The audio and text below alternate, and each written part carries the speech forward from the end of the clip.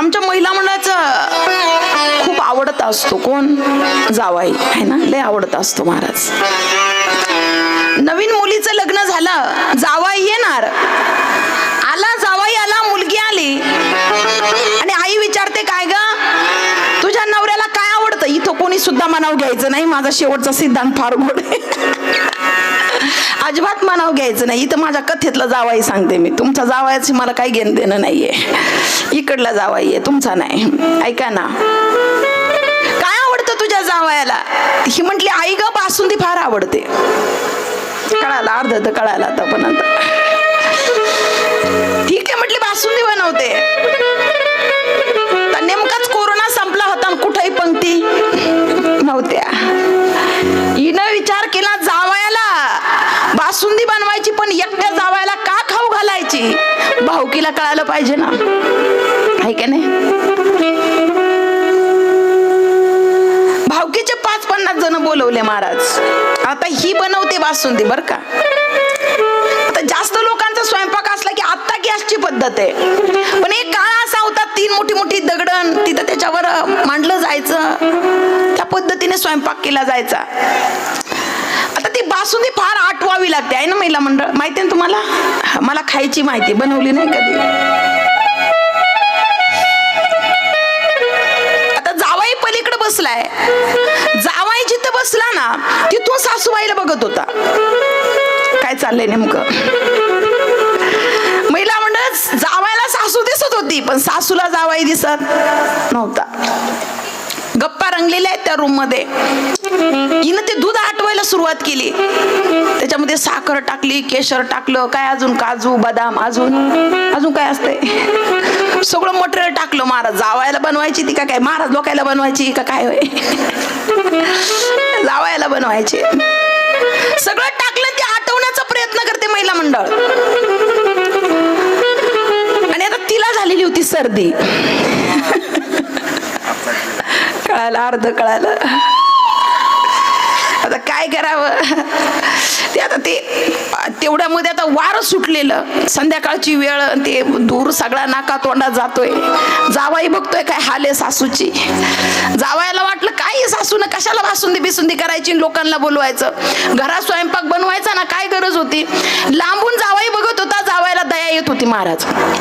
आता नाका तोंडात त्या ठिकाणी धूर गेला, सर्दी झाल्यामुळे तिला आली शिंक. जशी शिंक आली तसा नाकातला मसाला त्या बासुंदीत, नाकातला मसाला बासुंदीत पडला महाराज. हिनं इकडं तिकडं पाहिलं, आता ती पक्की चिकट मुली, बाई एवढी बासुंदी फेकून द्यायची. इकडं तिकडं पाहिलं, कोणीच दिसत नाही. ती ज्या चमच्यानं बासुंदी हलवत होती ना, म्हणजे जाऊ दे,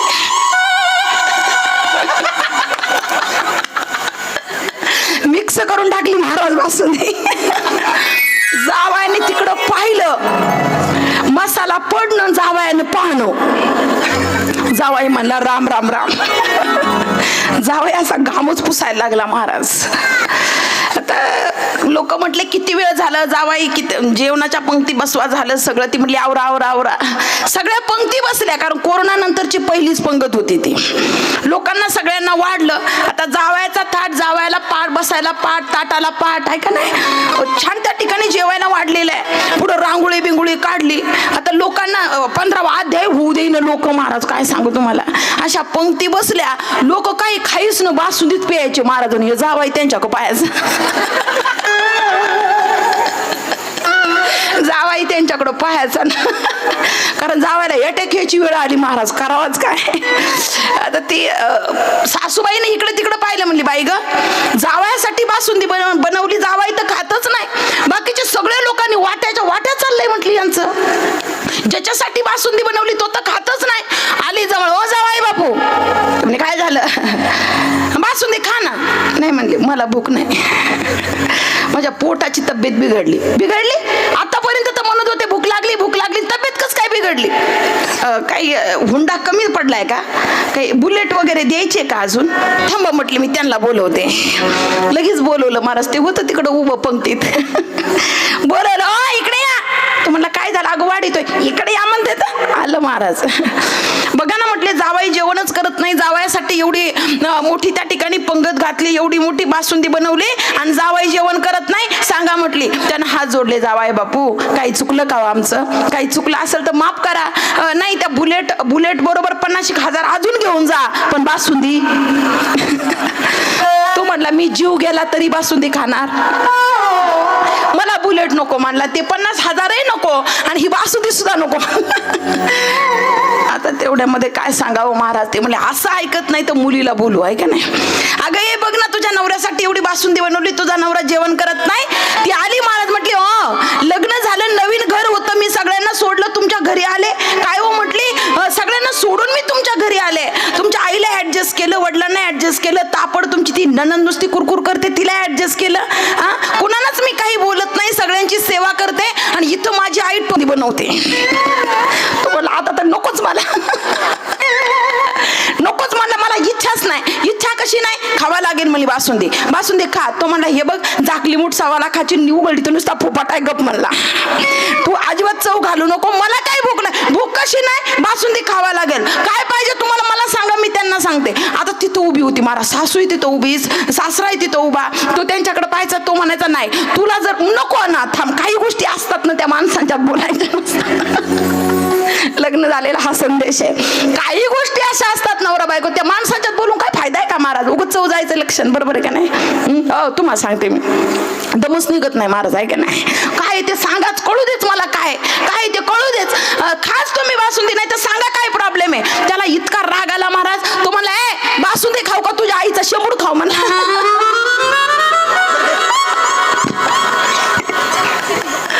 नेमकं काय खाऊ म्हटलं? शेंबूड खाऊ.